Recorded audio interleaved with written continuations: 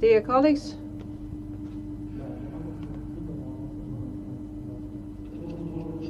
I think we can start. Let us start this public defense procedure. Good evening, dear colleagues and guests.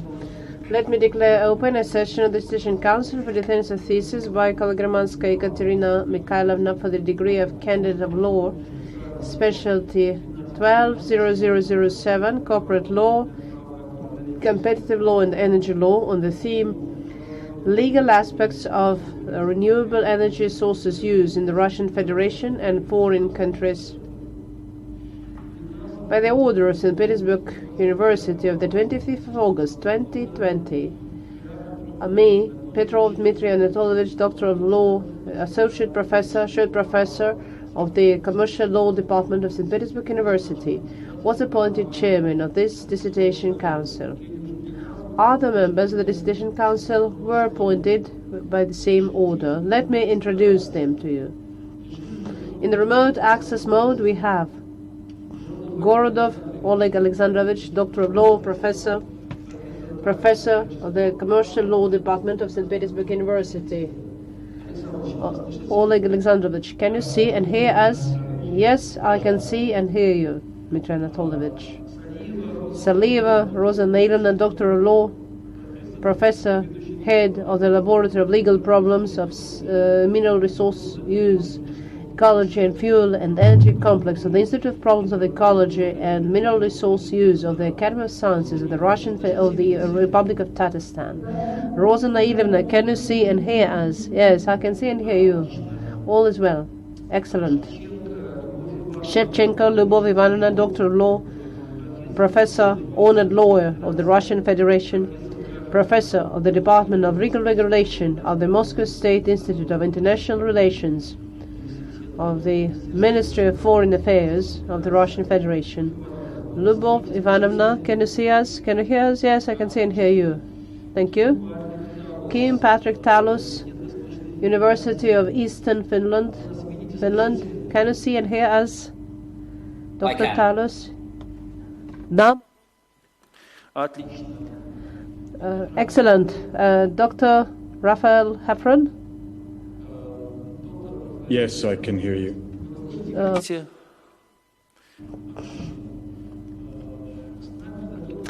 In the remote access mode today, we have the degree applicant, Kologermanskaia Ekaterina Mikhailovna. Ekaterina Mikhailovna, can you see and hear us? Yes, I can see and hear you. For the purpose of identification, can you please show your passport? Yes, we can see your passport. Very well, thank you. That will do. Thank you. We have identified you. Also, the academic advisor of the applicant, Romanova Victoria Valerianda, Doctor of Law, Head of the Department of Energy Law, Moscow State University of Law, named after Kutafin. Victoria Valerianda is actually present in person, and later she'll be given the floor. To improve the quality of connection, dear colleagues, please remember to switch off your microphones, but please remember to switch them on when you're given the floor.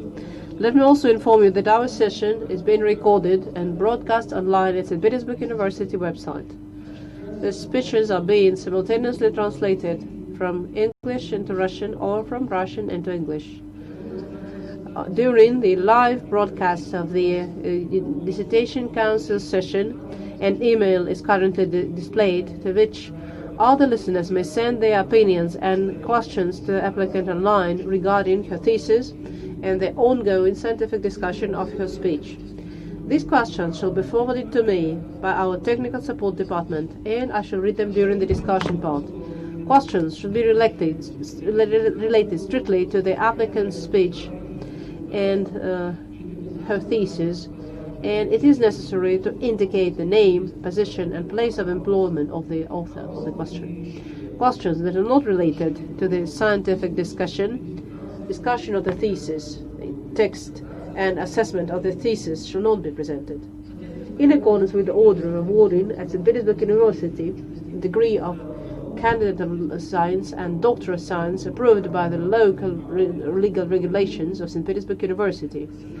A session of the Dissertation Council shall be considered competent if at least 2/3 of the approved council members are present, but not less than 4 persons. Our council consists of 4 persons, 6 persons, all 6 are present, including 5 council members in the remote interactive mode. Audio-visual contact has been established with all the council members. Thus, we have the quorum. Let me set forth the following procedure of today's session of the Dissertation Council, a total duration of approximately 2 hours.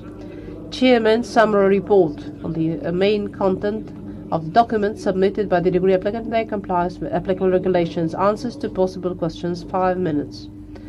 Chairman summary report outlining the key findings of the study, up to 15 minutes. Questions to the applicant strictly on her report, no more than 2 minutes per each question. Answers of the applicant, no more than 5 minutes. Speeches of all council members in turn, with their assessment of the thesis, and speech of the applicant, with summary of their positions, questions and suggestions to the applicant, approximately 10 minutes for each speaker. Speech of the chairman with his assessment of the thesis, approximately 10 minutes. 7. Answers of the degree applicant to questions and remarks made by the council members, no more than 20 minutes. Open discussion, speeches of the attendees with summary of their positions and or specific questions and suggestions to the applicant strictly on the theme of her study, no more than 2 minutes for each speaker. At that, all the speakers are kindly requested to register themselves in the registration sheet and introduce themselves in full before speaking. Presentation of questions sent during the discussion, a scientific discussion during the live broadcast of the session at St. Petersburg University website. 10.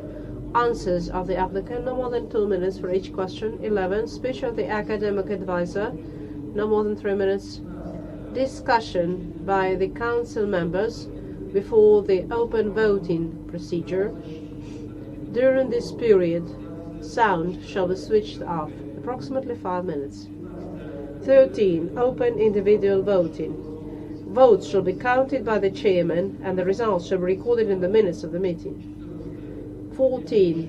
Make a decision on awarding or not awarding the academic degree. 15. Closing remarks of the applicant, no more than 2 minutes. Dear colleagues, do you have questions or objections to this procedure?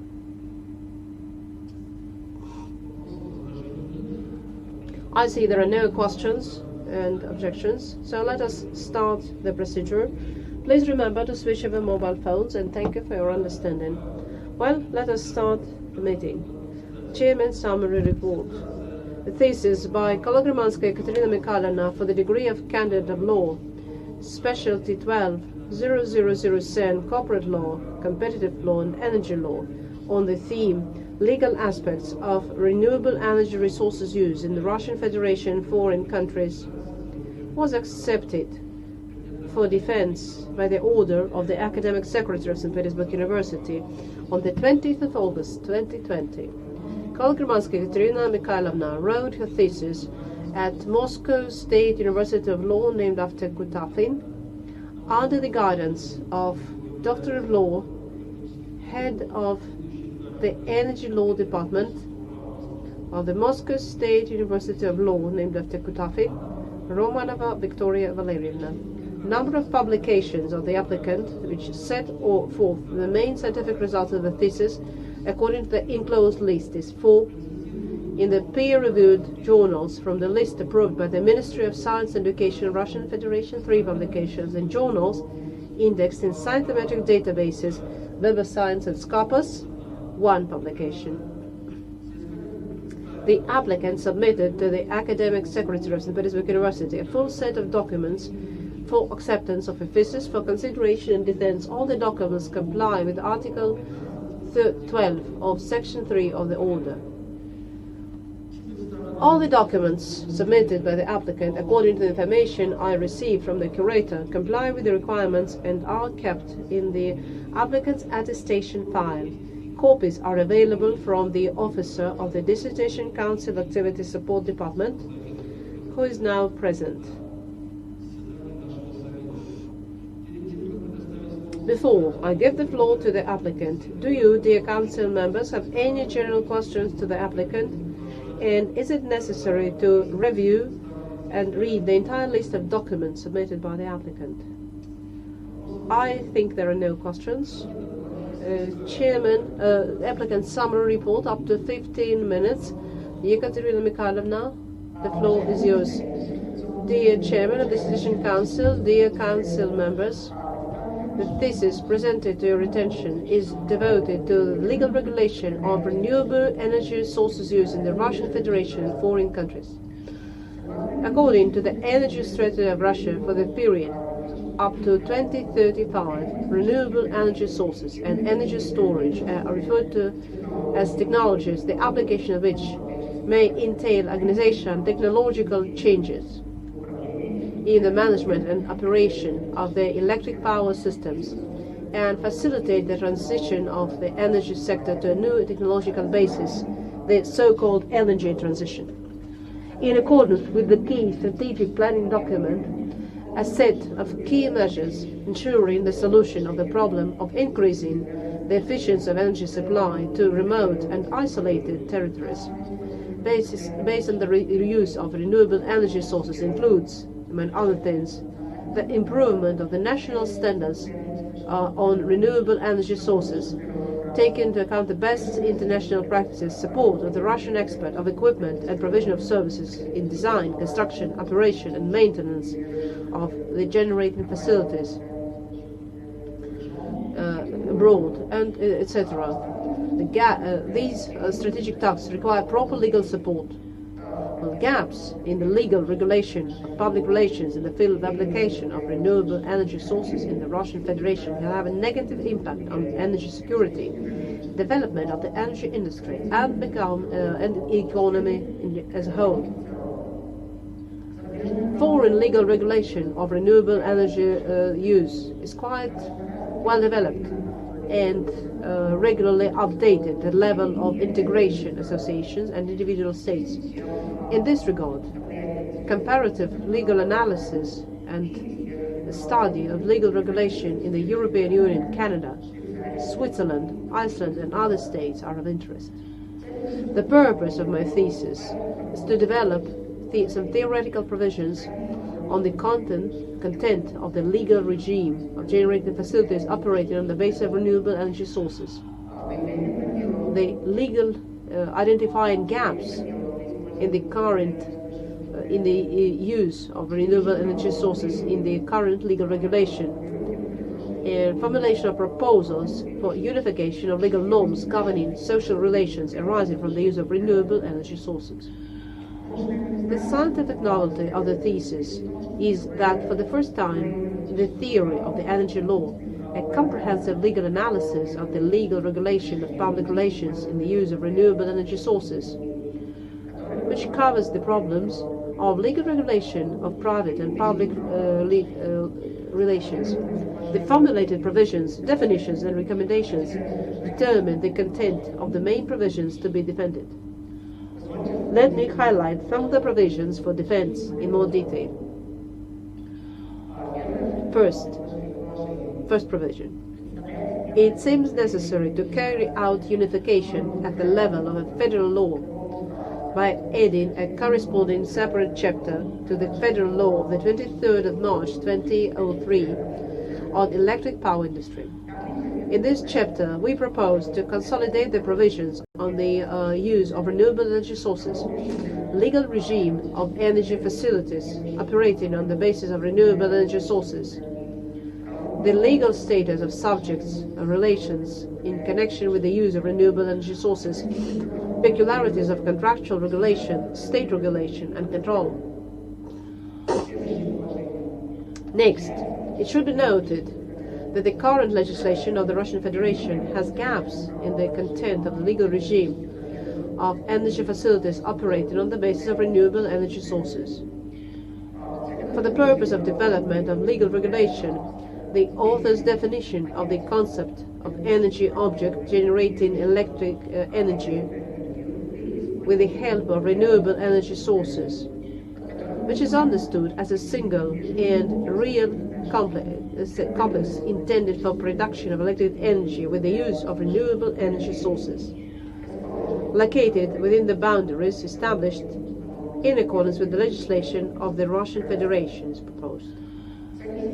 For the purpose of systematization of requirements, we propose to classify power facilities generating electric power with the help of renewable energy sources as follows, depending on the type of renewable energy source used, such as solar, wind, hydropower, bioenergy, and geothermal, dependent on the location, ground, sea, space, wind energy objects on the shelf.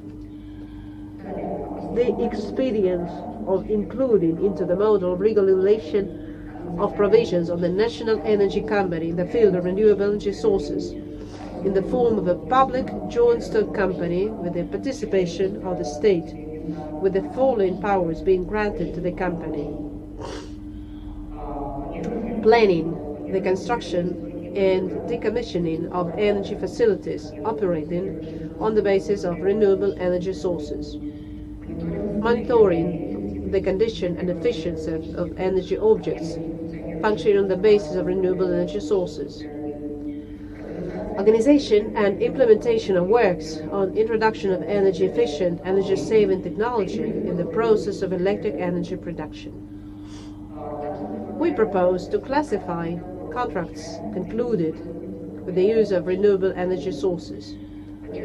First, depending on the subject composition, including contracts concluded by customers with design, contracting, and construction companies, contracts concluded by owners or other legal owners of generating facilities operating on renewable energy sources with network organizations, contracts concluded by companies owners of generating facilities operating on renewable energy sources with customers of with buyers of electric energy.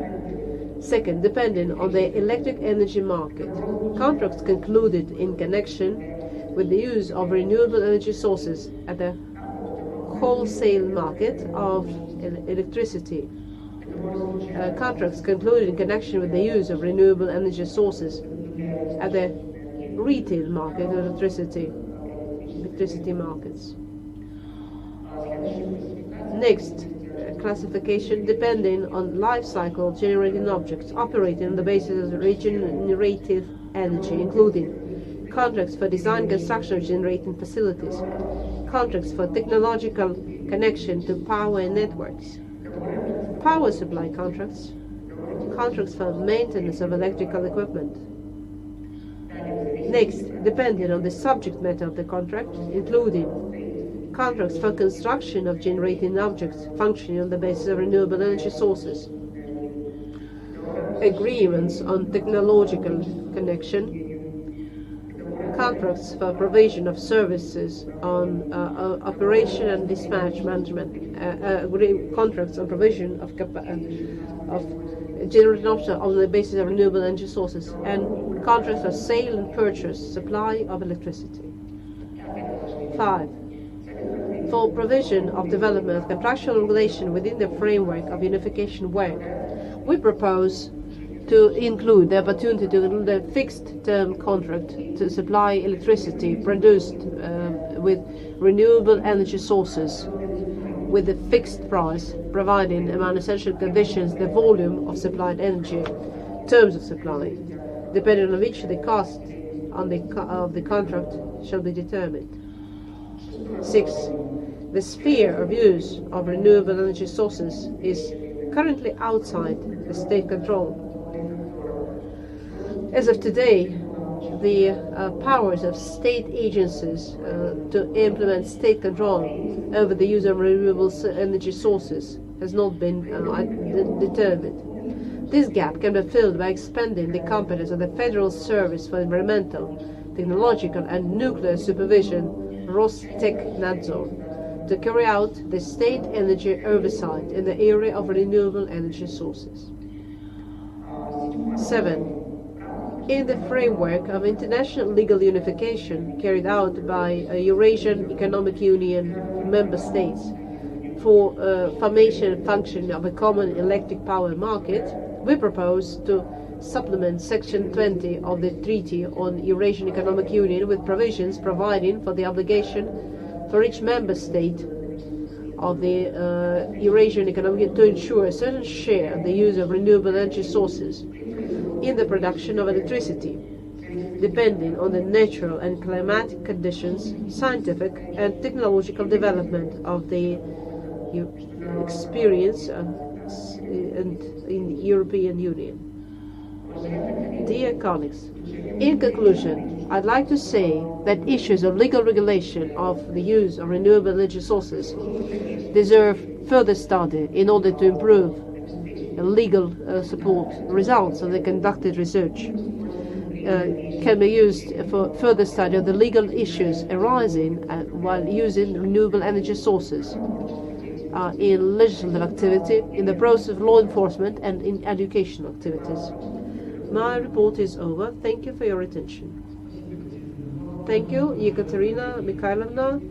Dear colleagues, do you have questions to Ekaterina Mikhailovna?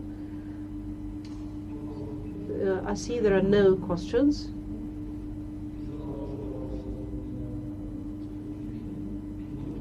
Let us proceed to the next point. Speeches of the Dissertation Council members with their reviews and assessment of the thesis, and speech of the chairman with suggestions and external reviews, presentation of external reviews.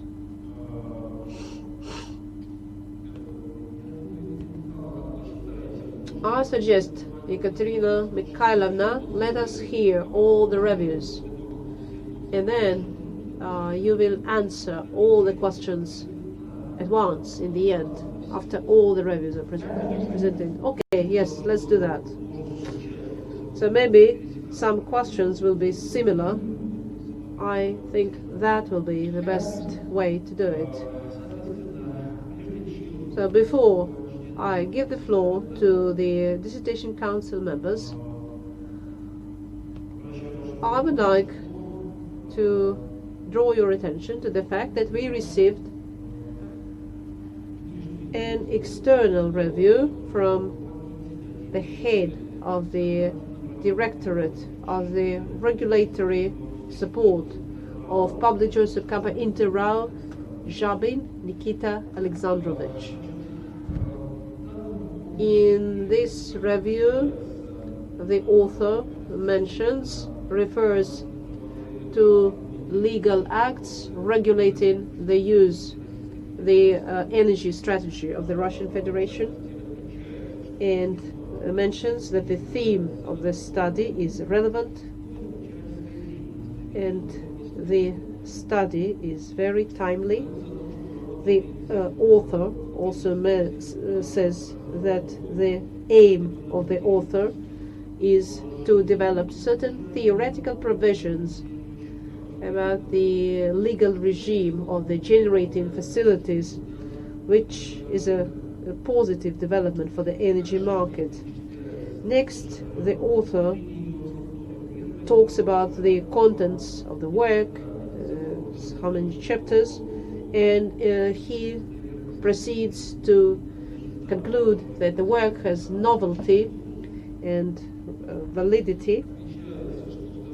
The second and the fourth provision set for defense are really important, and in general the author supports them, as well as provision number 7. And in general the author comments on the high scientific level of the thesis, yet the author of this review has asked some questions regarding the provisions that are in provision number 3. The author explains the need to regulate the national energy company.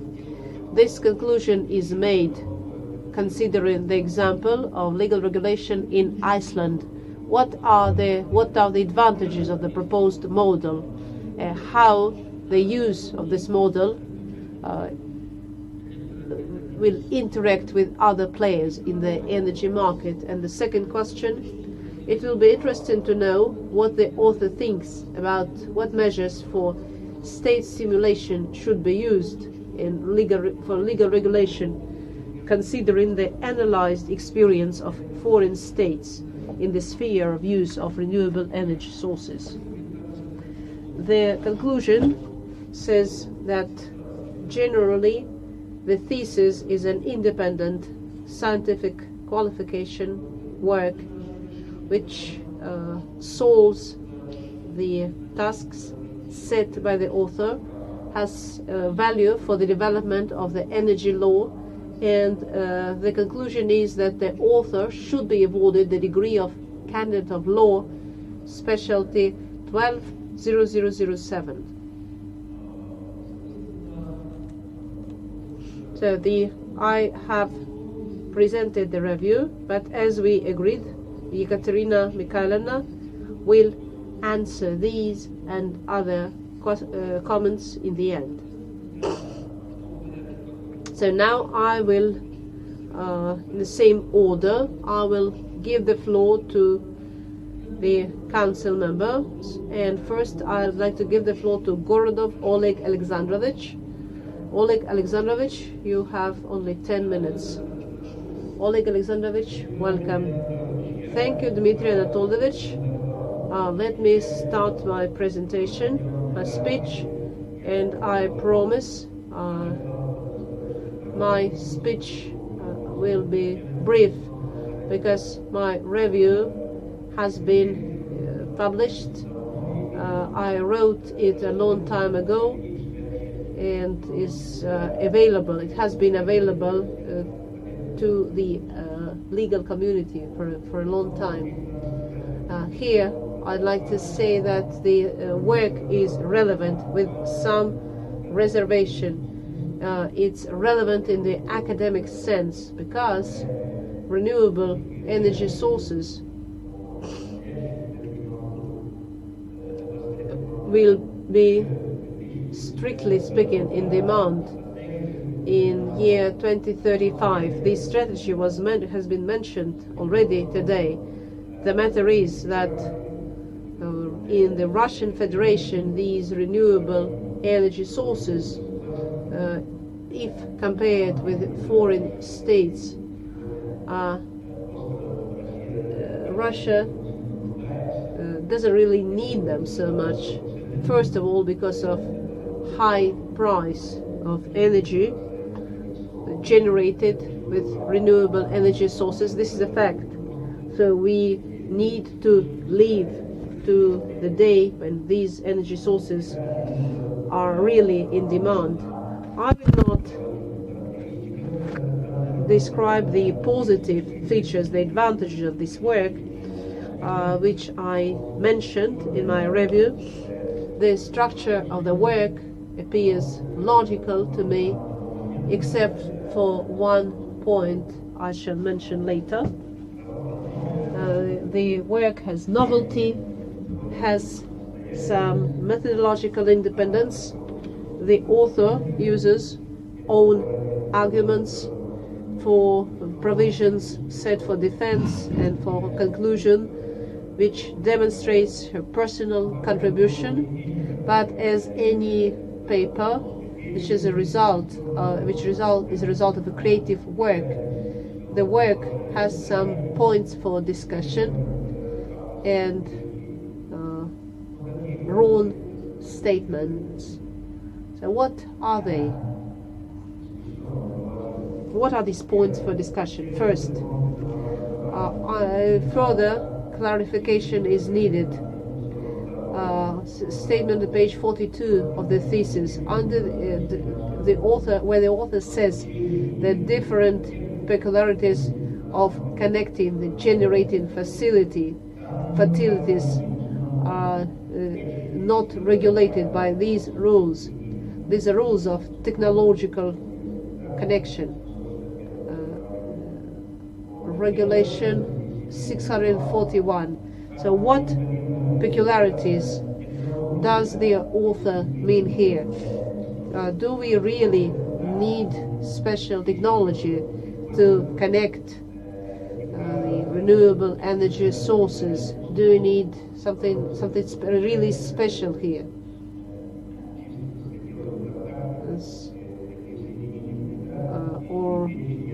And the list of activities to be performed by both parties. Why do we need special rules for this? Why?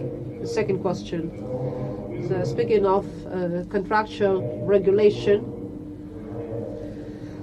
of use of renewable energy sources in retail markets, in paragraph 3 of Article 2, is discussed here and not in Chapter 3, dedicated to analysis of legislation of foreign countries.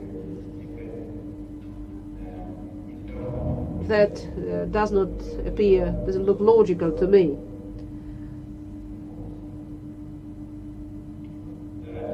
Next.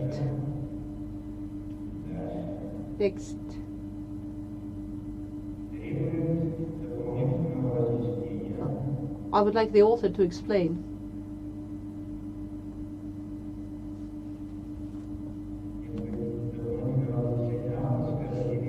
The author's definition of an energy facility generating energy with the help of renewable energy sources.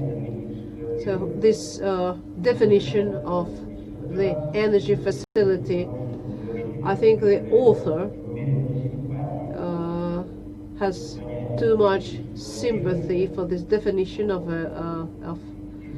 an energy facility. So here I have a number of questions here. What is the legal significance of this definition of the energy facility?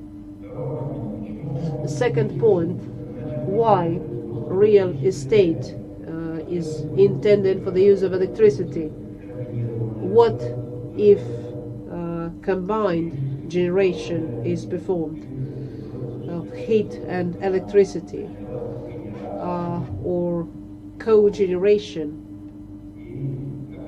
is performed? So what are the limits set by the Russian law are meant here?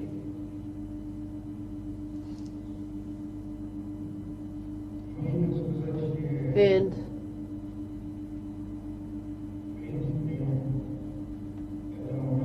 well, I think these are my main questions. These are the main questions I got when reading the thesis.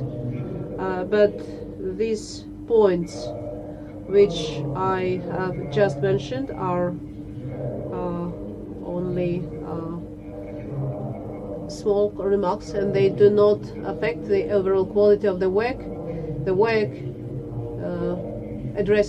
solves specific scientific tasks essential for the development of the energy law and include scientifically valid solutions, have crucial significance for the economy development. The thesis by Ekaterina, Mikhailovna, and Kologermanskaia on legal aspects of renewable energy sources used in the Russian Federation corresponds to the basic requirements set by the order number 6821/1 on awarding academic degrees at St. Petersburg State University, and the degree applicant Kologermanskaia Ekaterina Mikhailovna deserves being awarded the degree of candidate of law, specialty 12/0007. Article 11 of the above mentioned order has not been violated by the author. Thank you for your attention. My speech is over. Thank you, Oleg Alexandrovich. Let me draw the attention of all the listeners that all the reviews have been published at St. Petersburg University website and are open to the public, and you can read the full text is available there. Next, I'd like to give the floor to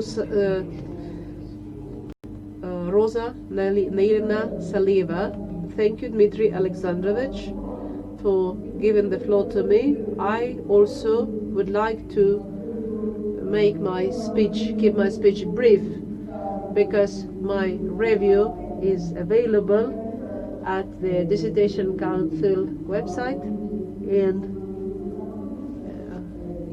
those interested could have read it already.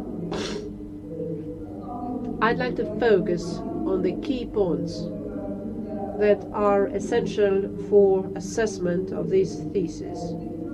Indeed, we should agree with Oleg Alexandrovich that the theme is relevant in the academic sense at this point, but we should mention that though we have sufficient resources of supply of non-renewable energy sources, at the same time we're coming across problems that these resources are coming to an end of resources, and over the time we will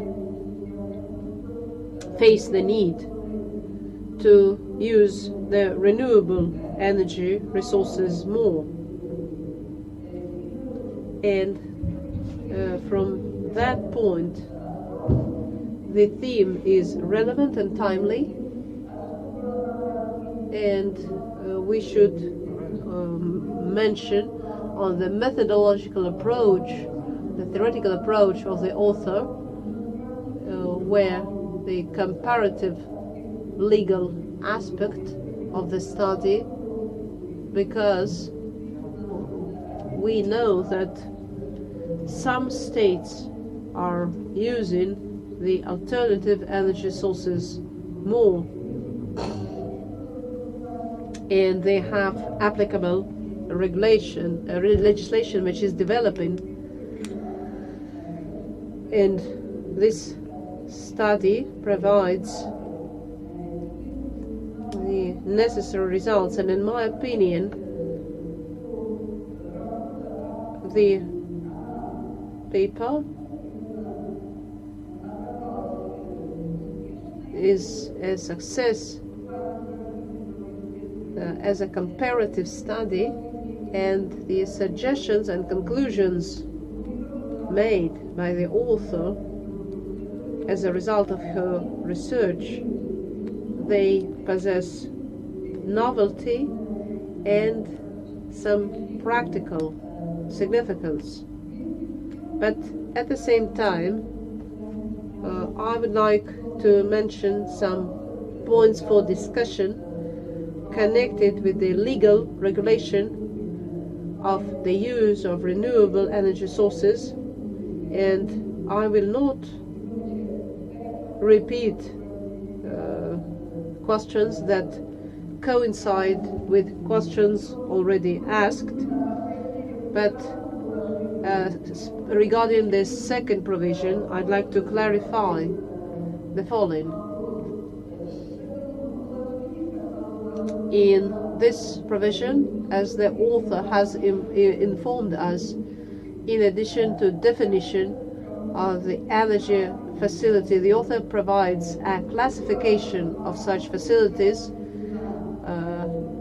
by various principles.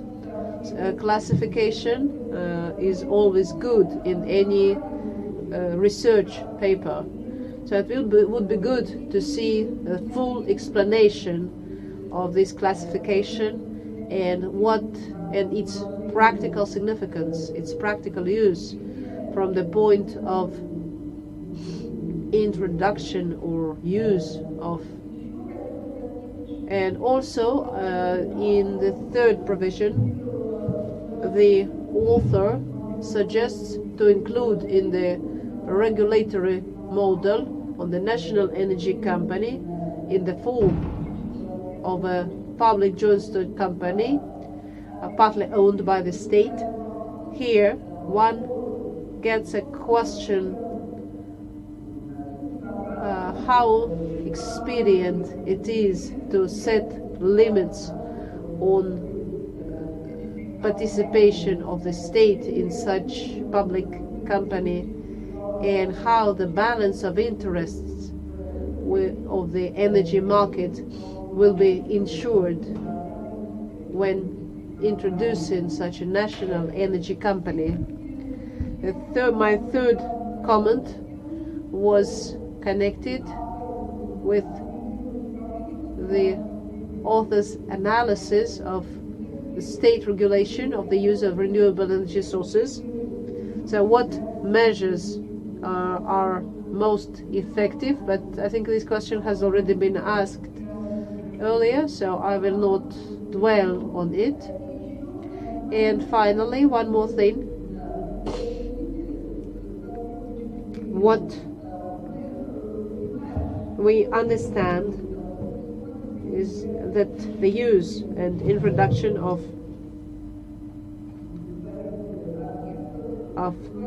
facilities capable of using the renewable energy sources, this process enables to address environment protection issues.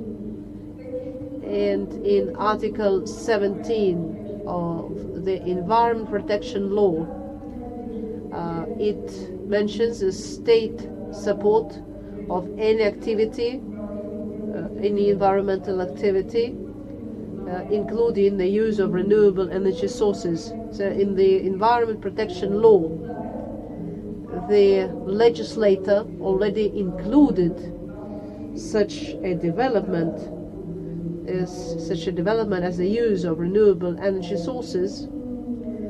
And here it would be interesting to know what legal means, tools could be used to provide the support for environment protection via the use of renewable energy sources. So these are the main points I would like to discuss. And now I should say that in general these questions are points for discussion and do not affect the overall positive assessment of the study. And I would like to say that publications of the author outline the main tasks of the study and enable us to see the completeness of her paper. And the thesis by Kologermanskaia Ekaterina Mikhailovna on legal aspects of renewable energy sources use in the Russian Federation foreign countries corresponds to the requirements set by the order of the 1st of September 2016 on awarding academic degrees at St. Petersburg University. And the applicant, the Ekaterina Mikhailovna Kologermanskaia, deserves awarding the degree of Candidate of Law, Specialty 120007, Corporate Law, Competitive Law, Energy Law. Thank you. Thank you very much, Rosa Naidovna, for your review. I'd like to give the floor to Shevchenko Lubov Ivanovna now. Dear colleagues, I will focus on the key points of my review, which I submitted in due time.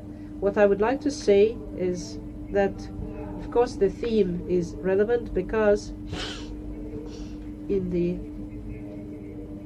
energy strategy of the Russian Federation, the need to use renewable energy sources in the future is included to keep up with the foreign states. And I would like to agree, we may agree with Oleg Alexandrovich that such mechanism could become active after some time, so maybe not before year 2035. So maybe it's important to start working on these issues. The legal regulation in Russia is not sufficiently developed, and of course the author's approach is attractive, who very carefully analyzes this legal regulation, the use of renewable energy sources in some foreign states, including EU states, Switzerland, Canada, Iceland. This is an advantage of the work. Of course, it would be interesting to see which provisions could be better applied in Russia. It's important that in her work, Ekaterina Mikhailovna, Kologermanskaia,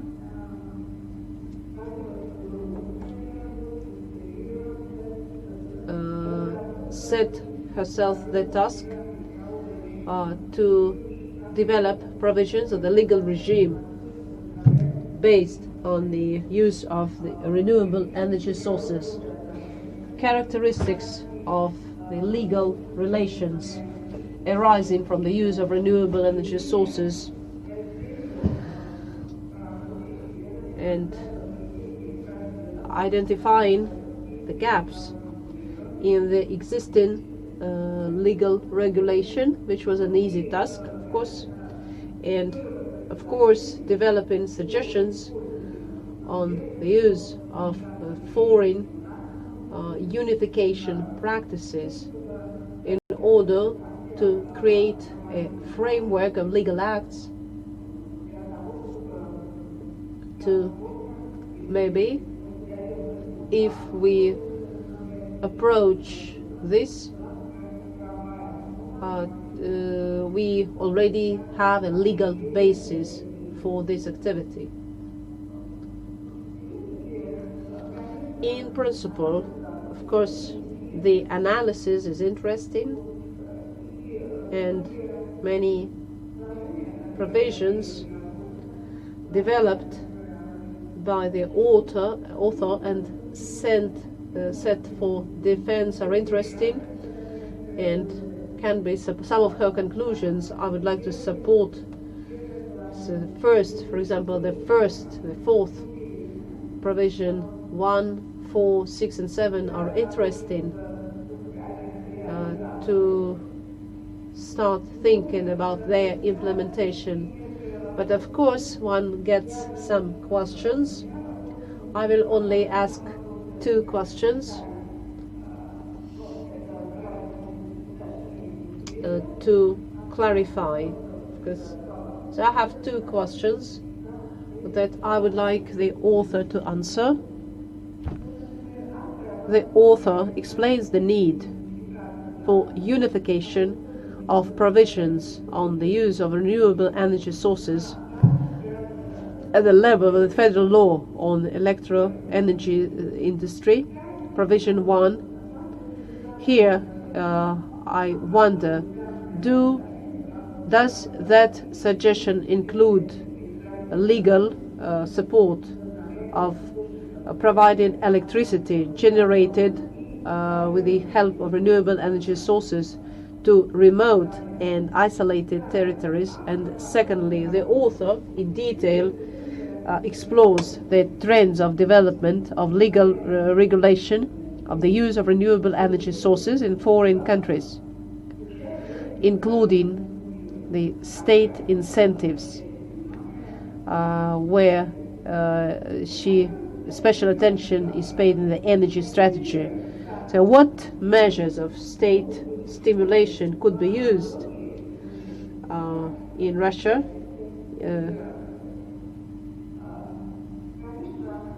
And of course, the text of the thesis, her publications, which I reviewed, prove that the author is a mature researcher.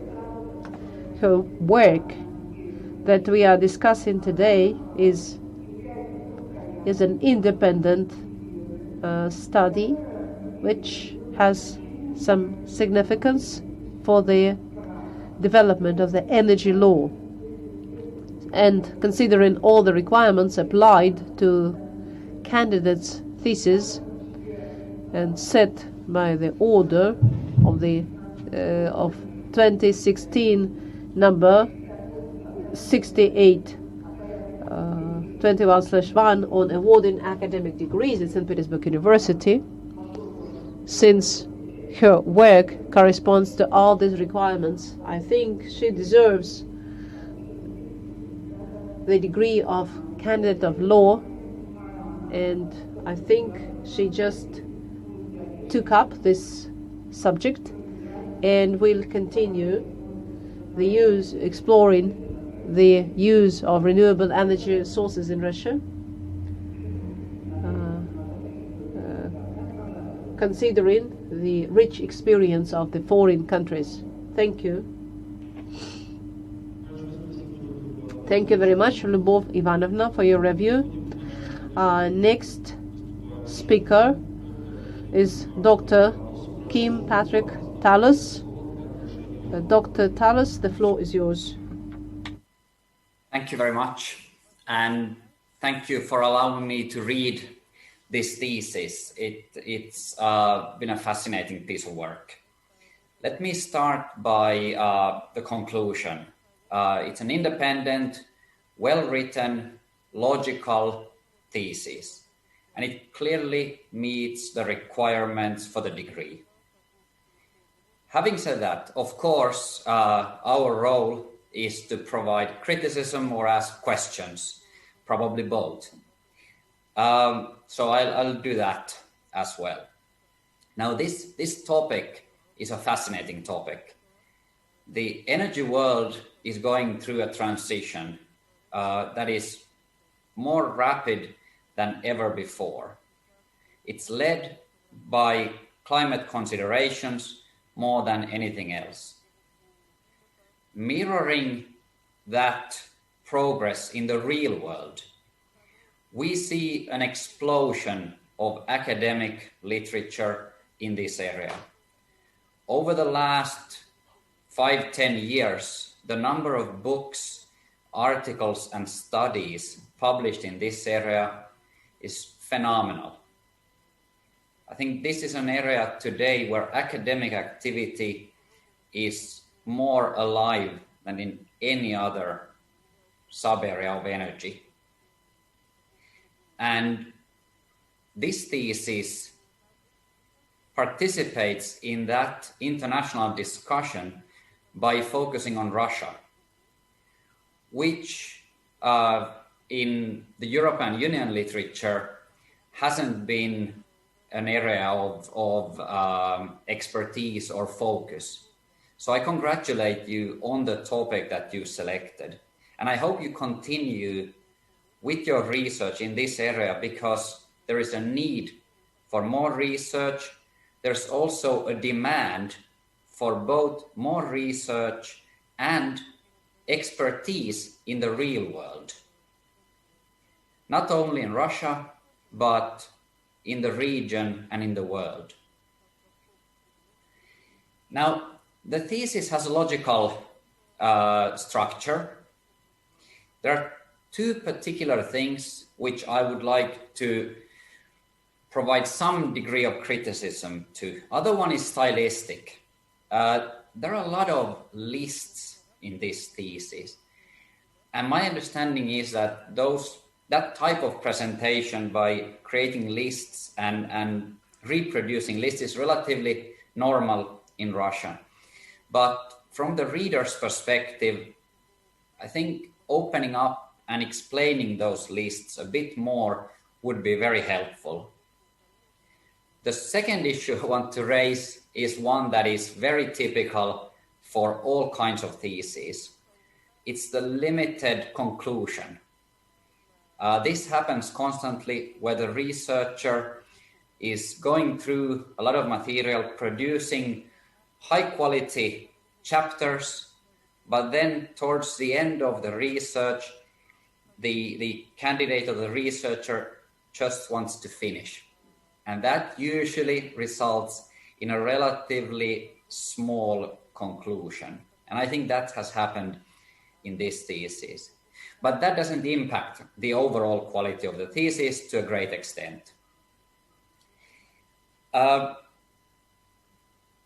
interesting minor point that I found fascinating, which I've heard somewhere before, but have not seen it presented like this, is that renewable energy and renewable energy sources are essentially whatever the law defines them to be.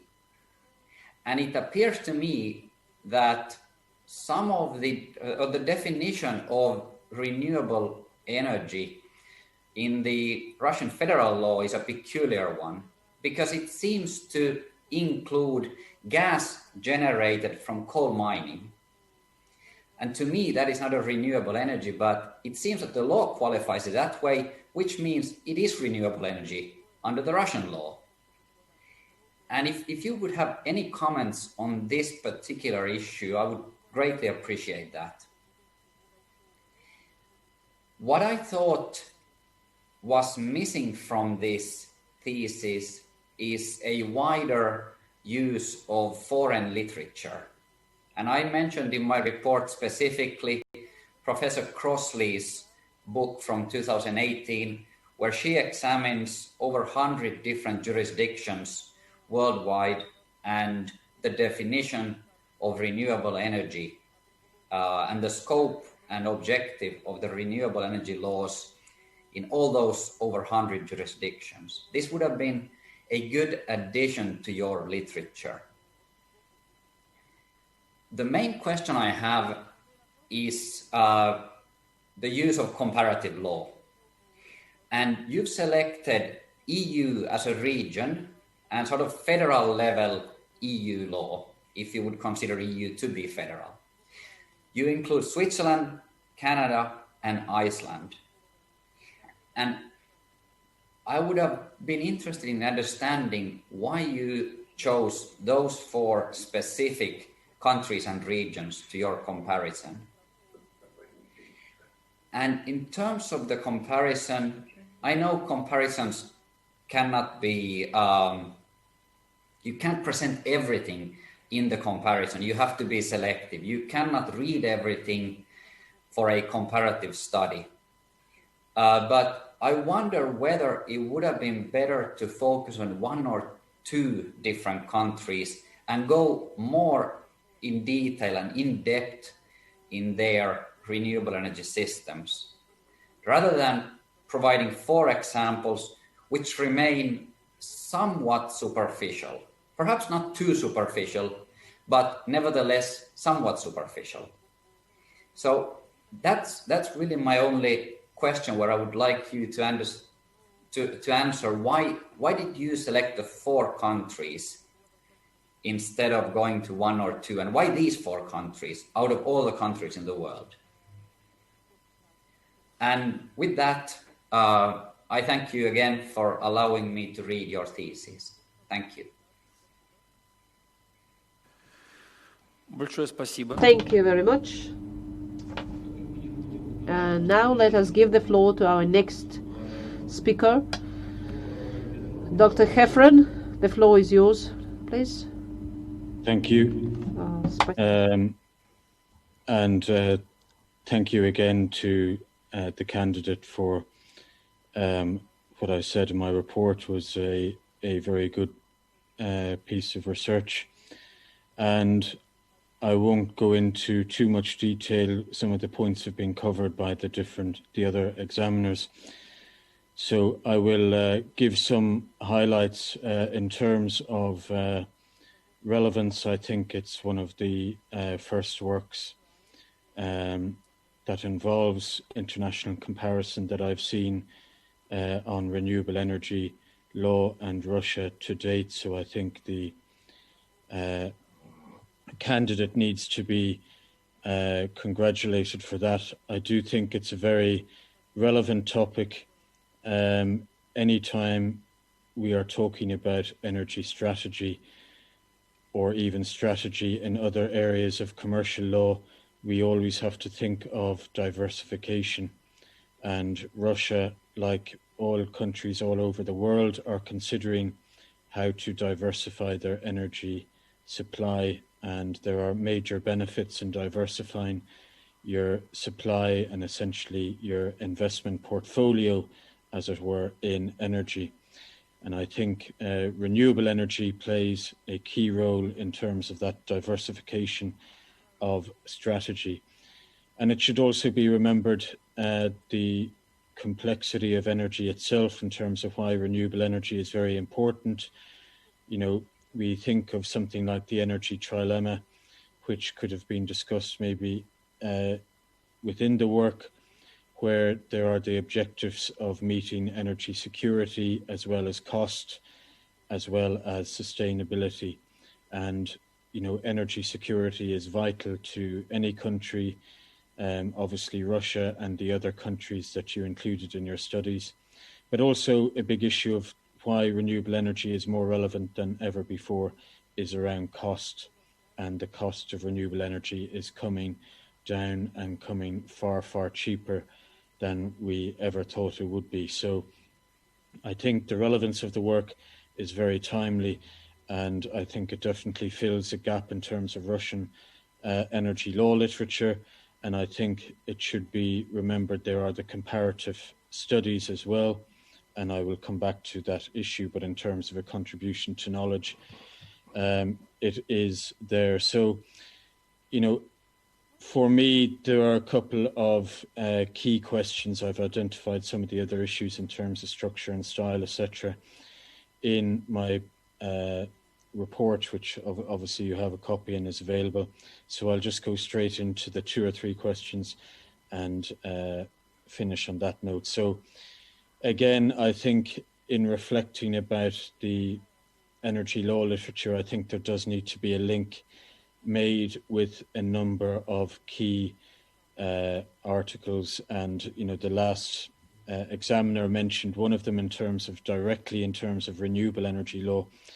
But I also think, you know, the discussion around how energy law evolves, again, needs to be considered here, particularly as we consider renewable energy and its potential in Russia, and we also consider the need for different types of new energy law, as you've identified in your thesis or in your work.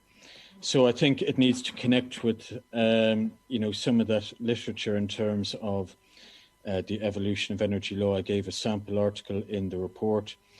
Again, in terms of thinking about, let's say, what principles should guide this energy law, I think, again, I give a sample of one of those issues in terms of the principles of energy law, perspective on that, and how that could guide new development in terms of renewable energy law in Russia and in some of the other states that you mentioned as well. And that leads me to a couple of other points in terms of, again, I thought the conclusion could have, and maybe the penultimate section could have benefited from more of a discussion about the learnings across the lessons to be learned in a comparative perspective across those countries you had chosen, and which one would be more likely for Russia to take forward in terms of developing renewable energy law there. I also thought, was there, you know, it's not all about creating things for new legislation and regulation for renewable energy law. And I thought there could have been more reflection on, you talked about the relationship between public and private law, energy and electricity. Is there any similar or comparative incentives in terms of the way Russia has built up other energy sources and built up those other industries within energy? Is there anything to be learned there in terms of renewable energy? So I'd be thinking in particular of maybe some of the subsidies that are given in the other energy sources. Could some of those be repeated for renewable energy and really kickstart the industry, which in more than several countries in Europe and in Asia is beginning to take off? So I just thought that was something maybe you could maybe give us insight in today. The other reflections in terms of the evolution of law in Russia and how renewable energy fits in with that, and a principle-based approach to the development of renewable energy law. They may be issues that you consider for later. But overall, I was satisfied with the work, and I think there's a lot of potential and would hope to see some nice publications come from it. So I can therefore state that I'm happy that you be approved for this degree here today. So thank you very much.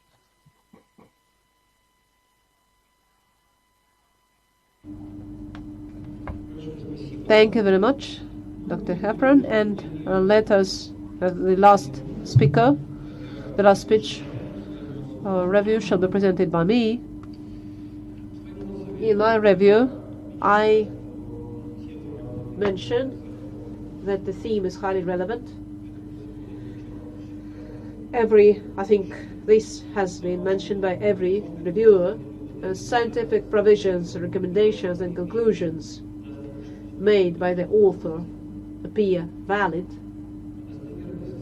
The novelty of provisions is obvious and is reflected in the text of the thesis and in the analysis of issues, legal acts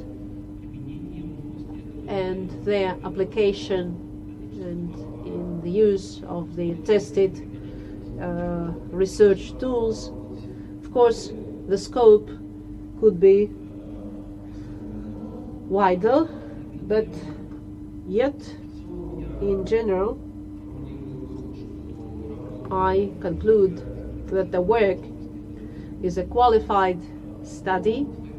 But in my review, I also paid attention to two issues that I would like you to clarify. The first issue is provision 3, set for defense, where you say it's necessary to establish a national energy company for the use of renewable energy sources in the form of a public joint stock company, partly owned by the state. The justification of the provision, you showed a similar model in Iceland. And what do you think about other forms of legal support of the use of renewable energy sources in Russia? Next, my second question. In chapter 2, the author explores contract regulation applied to the use of renewable energy sources, and she suggests a classification of contracts concluded. So it would be interesting to know how the PPP contracts could be used for the use of renewable energy sources.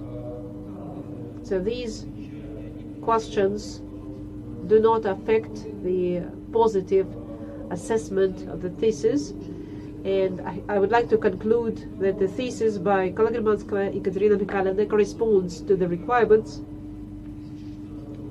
of 2016 on awarding academic degrees at St. Petersburg University,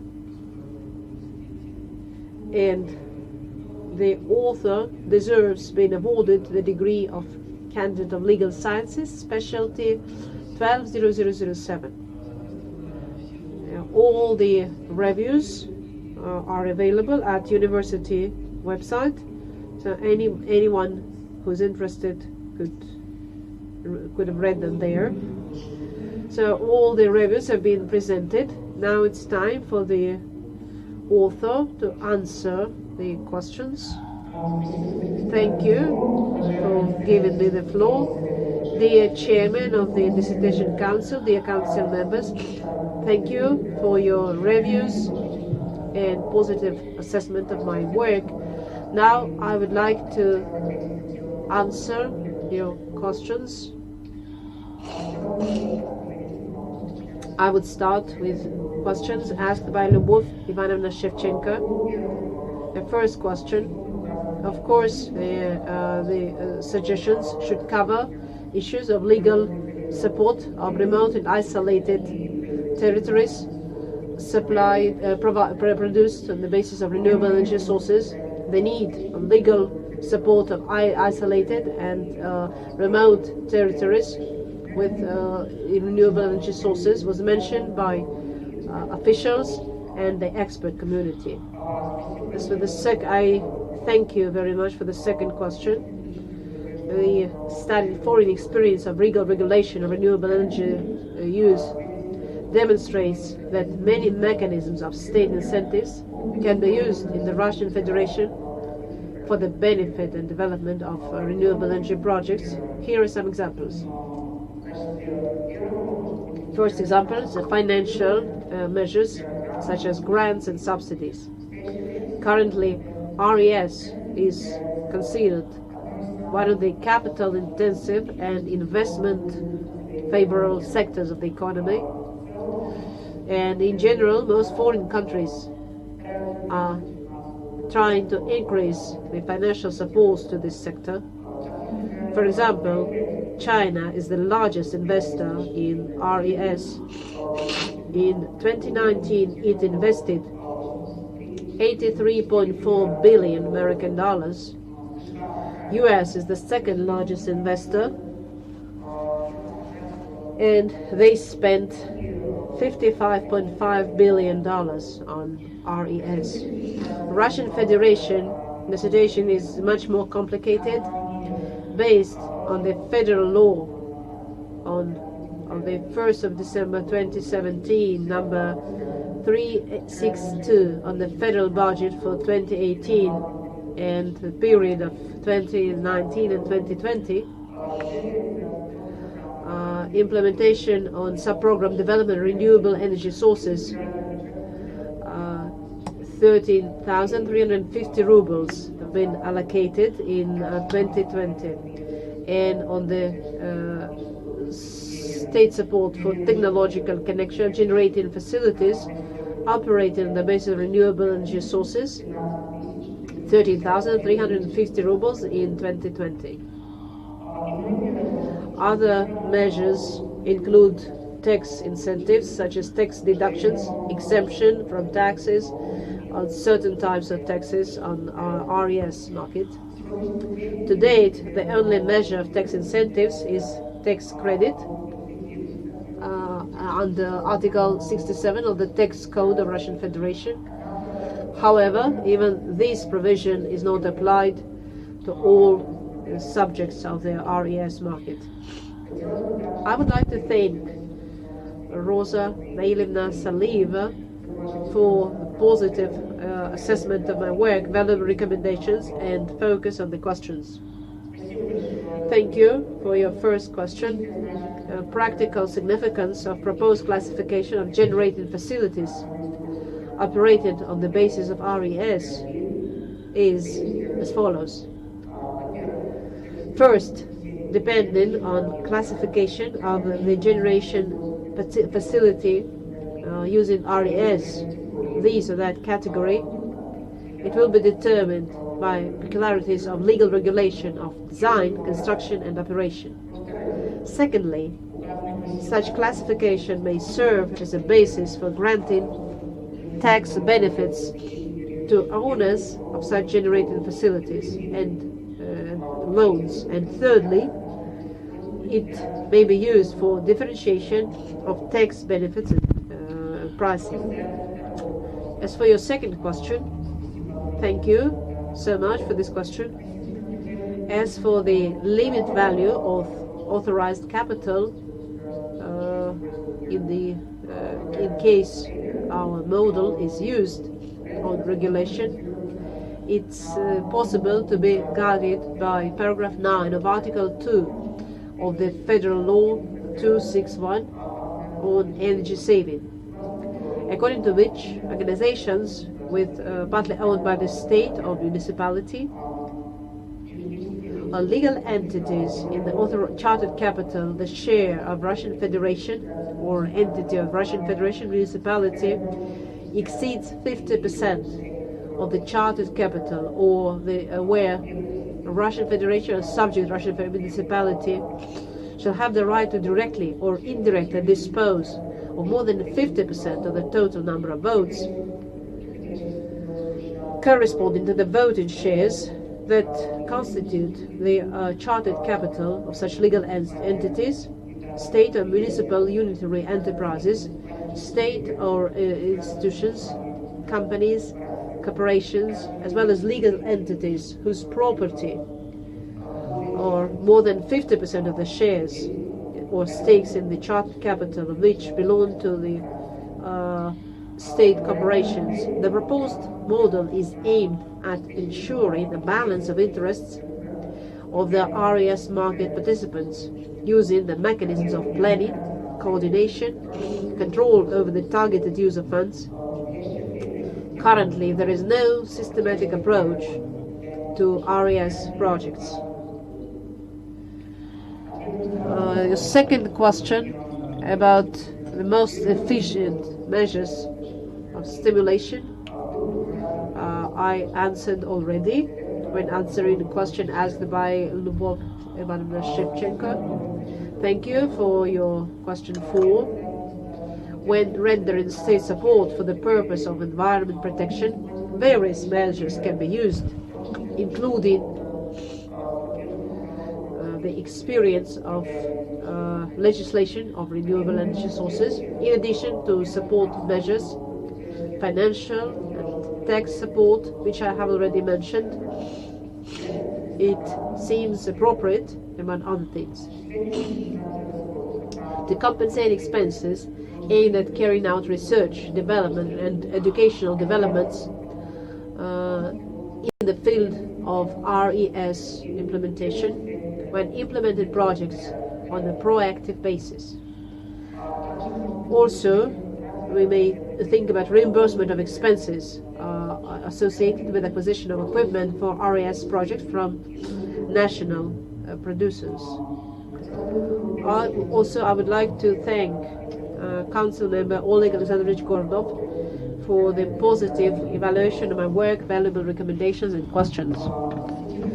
As for the first question, to date, the legal regulation of technological connection to power networks in the Russian Federation does not distinguish features depending on the type of generating or power receiving facility. But the foreign experience of legal regulation provides for such peculiarities, including in terms of procedure, points of connection of object generating electrical energy, etc. Let me give some examples of relevant legal regulation in the Eurasian Economic Union member states, where, considering the common energy market of Eurasian Economic Union, harmonization of power legislation shall be provided. Thus, according to the law of the Republic of Kazakhstan on support of RES, the newly constructed objects using renewable energy sources, as well as reconstructed facilities, regardless of the period of commissioning, shall be connected to the nearest point of electrical or thermal networks of energy transmitting organization corresponding to the voltage class or parameters of the coolant in the common heat supply network. In case the capacity of the network is limited of transmitting organizations, priority should be given to transmission of energy produced by the energy producing organization using RES, etc. Another example is the legislation of the Republic of Belarus, where the network companies must ensure unhindered and non-discriminatory determination of the nearest point of the energy network and guarantee connection installation of RES. The network company shall bear the costs of modernization of networks to ensure technical possibility to connect to renewable energy sources to the nearest point of state power networks. Features of legal regulation of the technological connection to power grids of generating facilities using RES shall serve as an additional incentive for the use and development of RES projects in the Russian Federation. And to your second question, I would like to say that in the second chapter of my thesis, I deal with the features of contractual regulation of relations in connection with the use of RES in the Russian Federation. The current model of legal regulation provides for different approaches in legal support of the wholesale electricity and power markets and the retail electricity market. It should be noted that to date the legal regulation in the field of renewable energy tends to intensify the development, the clear buyers for the wholesale market of electricity and capacities. That is why it's relevant to study the legal support, including contractual regulation of both the wholesale and retail markets, to prepare proposals for further development of the legal regulation of RES use in the Russian Federation.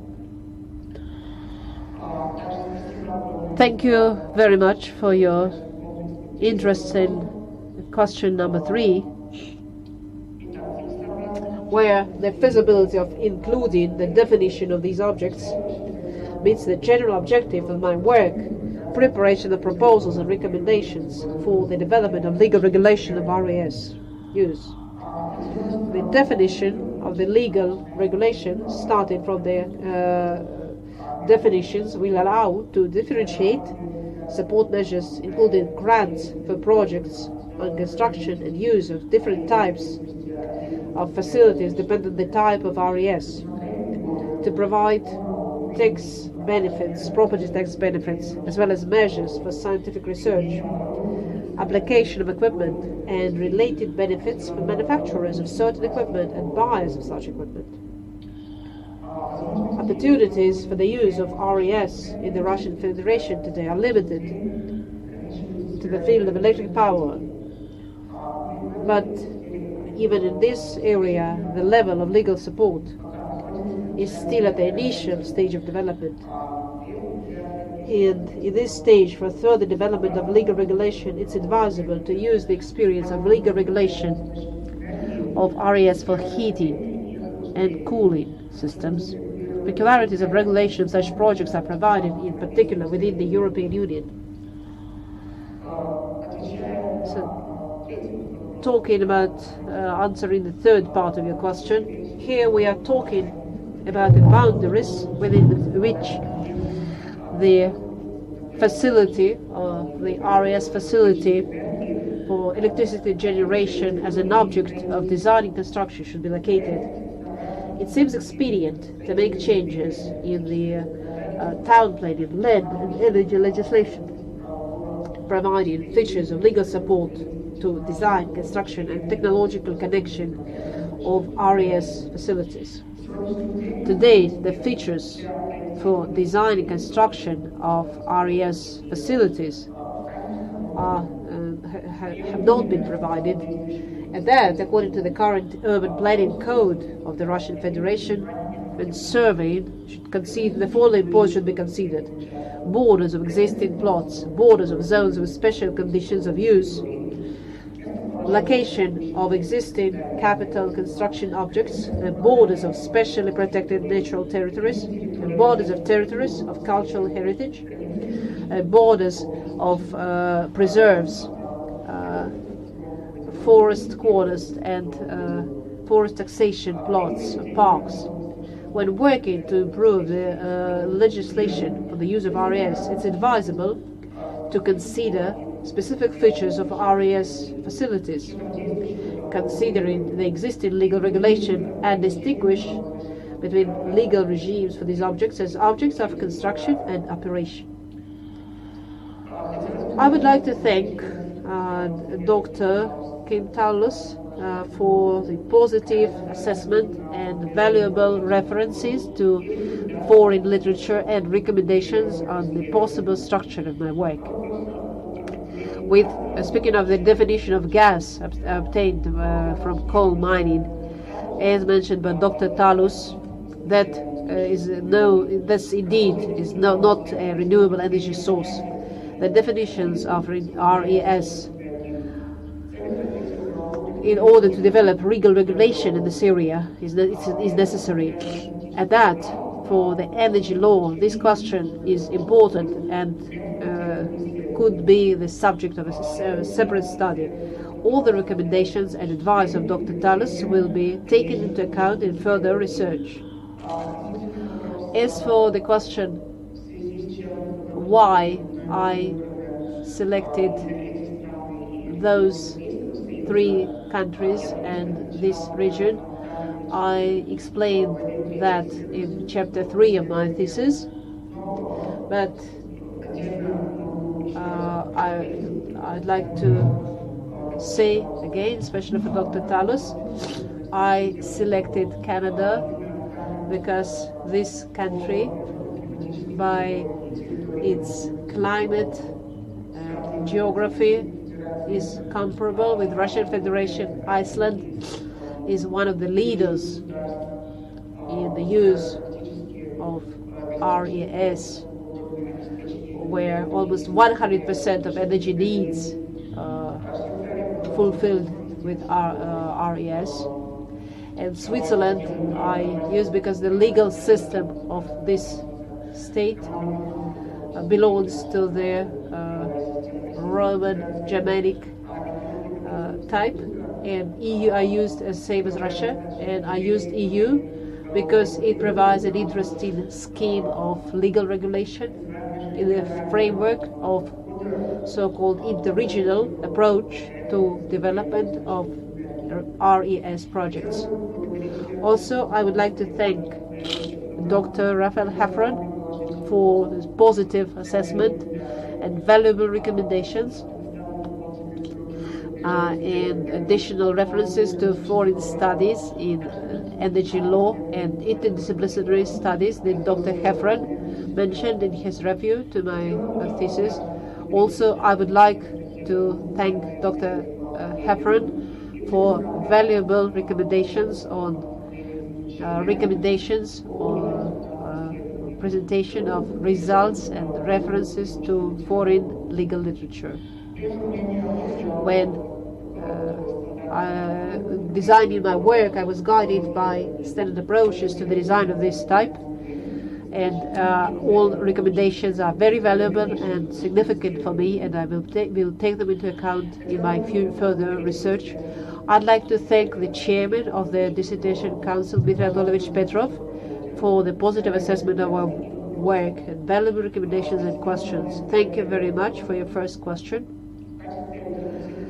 Alternative sources of legal support of implementation of projects in the Russian Federation. We will use first initiative on state regulation in the energy sector of the Russian Federation. An integral part of the development of any sphere of activity is financial support, including public and private investments to certain RES projects. And finally, another instrument could be support schemes within the regions. Such schemes of support were created in EU states where interaction between the states is implemented in order to achieve their desired indicators. These can include both agreements between two entities generated on the basis of RES and joint financing and operation of generation facilities using RES. Thank you for the second question.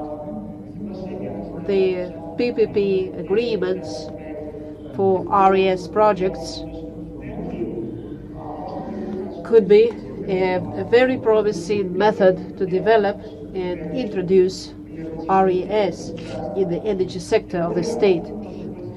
For better use of this tool, it's also advisable to introduce shorter and easier procedures for concluding such contracts. It seems that legal support of RES projects in the framework of PPP partnership deserves to be the subject of a separate legal study.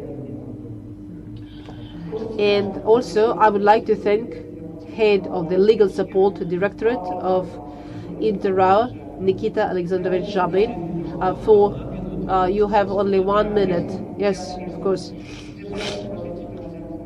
For the positive assessment of his study and answer his question.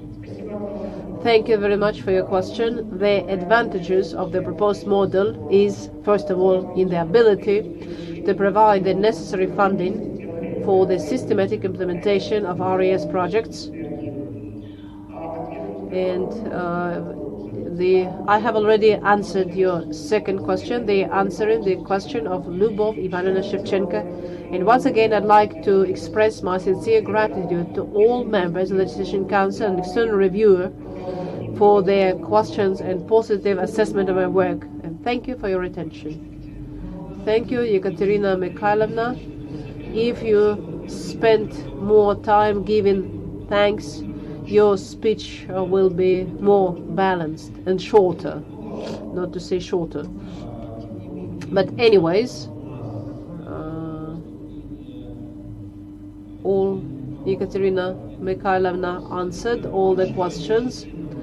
I'm asking the council members if all the council members are satisfied with the answers, and if you have any additional questions.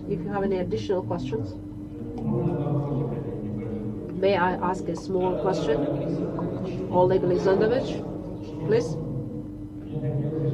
I would like Ekaterina Mikhailovna to answer again a question asked by Lyubov Ivanovna Shevchenko about some numbers about the amount of money different countries use, China, US and Russia.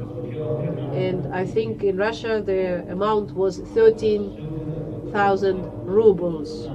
Is it really true, or was that a mistake? Since I refer to the federal law, I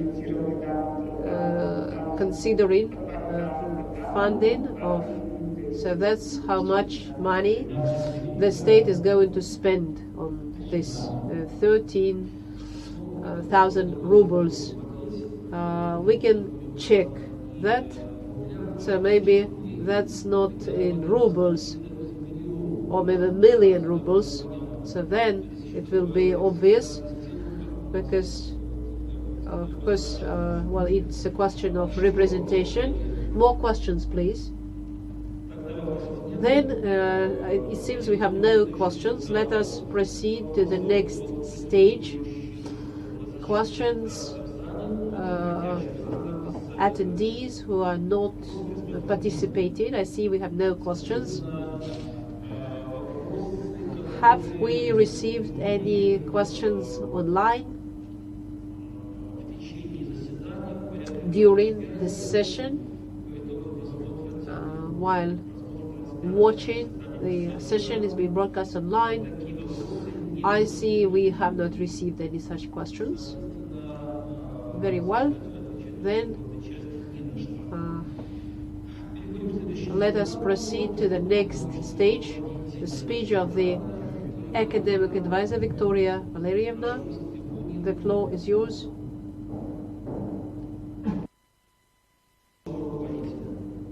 Speech of the academic advisor. Thank you very much, Dmitry Anatolovich. I'd like to welcome once again members of the Dissertation Council. Thank you very much for, though in these hard times you managed to join us and devote your time to this work. Ekaterina Mikhailovna, Kologermanskaia, is a student at our department. She has worked on her thesis really hard, regularly took part in scientific and practical activities. I was really happy when last year she won a prize at a youth competition, and her work, a youth model of energy legislation, is a form of legal support, won special award from the energy minister. It was very interesting for me to collaborate with Ekaterina Mikhailovna over this. The numbers which she has given us certainly require an analysis, especially the amount of money foreign states are going to spend on renewable energy sources and legal support to strategic tasks of development of this field. And here we should I would like to say that an important step in the countries such as Norway or US, the legal support to the use of RES or EU, of course, requires detailed study so that we could use it in the future for legal support. So I'll be happy if Ekaterina could continue this work in the future. She is very enthusiastic. She really cares about Russian support, and that, of course, is very good. I'd like to thank the external reviewers and members of the Dissertation Council for the positive assessment of the work and for supporting the theme and the applicant. And I'd like to wish Ekaterina Mikhailovna lots of success in the future, and I would like her to continue her work. Thank you, Victoria Valerianda, for your speech and for your assessment of the work. Since our session is held with members working in remote interactive mode, do council members and others present, or maybe the degree applicant herself, have any unanswered questions related to working in the remote access mode? If you have any questions, please go ahead. Now is the time to ask them. I see there are no questions. Then let us move on. Dear colleagues, now we have the opportunity to take a break to discuss the results of today's defense. Sound shall be switched off for this period. Do you think we need such a break to discuss the results? Please say yes or no. Do we need the... No. So what do we get? Yes, we can discuss the results if we like, and only the council members shall be present. all the attendees shall leave the room, and so technically only the 6 of us will discuss the results. But if we need that, we can do that. If we don't need that, then we could proceed straight to voting. But usually this discussion is needed if something is not clear, or when council members get change their minds in the course of defense. Do we need such a discussion? No, we don't. Then let us not take this break. Let us proceed to the final part. I put the question of awarding to Ekaterina Mikhailovna the degree of candidate of law, specialty 120007, corporate law, competitive law and energy law, to open individual voting.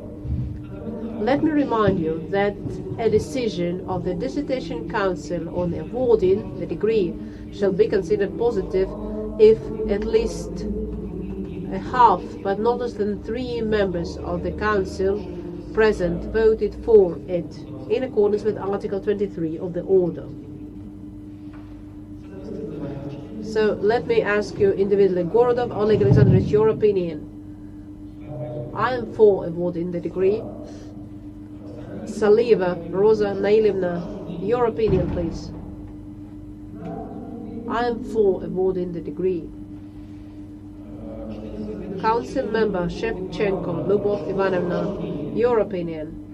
I am for awarding the degree. Council member Dr. Kim Patrick Talbot, your opinion. I'm in favor of awarding the degree.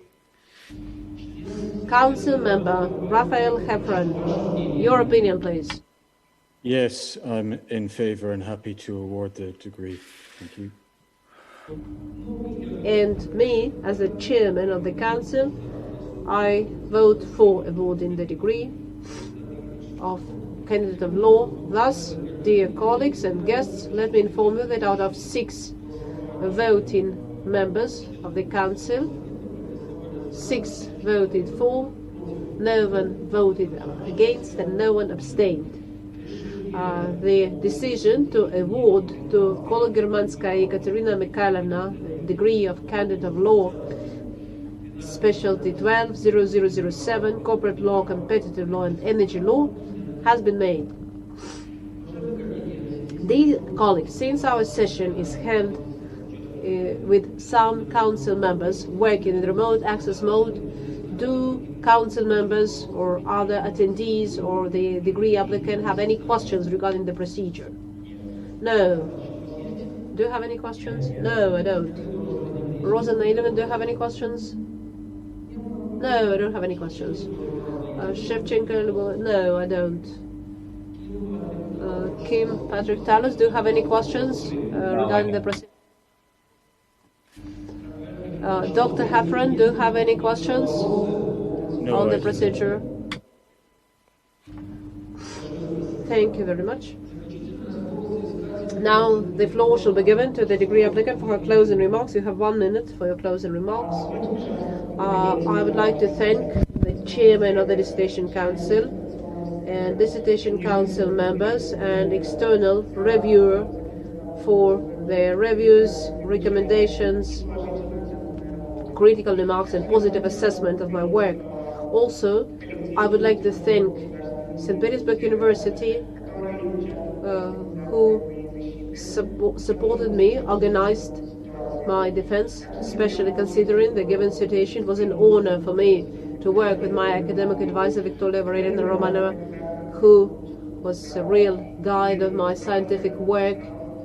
And I have always tried to keep up with her ideas, with her experience, and to listen to her comments. Also, I'd like to thank all the people who supported me on this journey. Thank you. Thank you, Ekaterina Mikhailovna. On behalf of the Dissertation Council members, and on behalf of the University, let me congratulate you. I declare the session closed. I thank everyone for participation. Please stop online broadcasting. Thank you. Thank you. Thank you. End.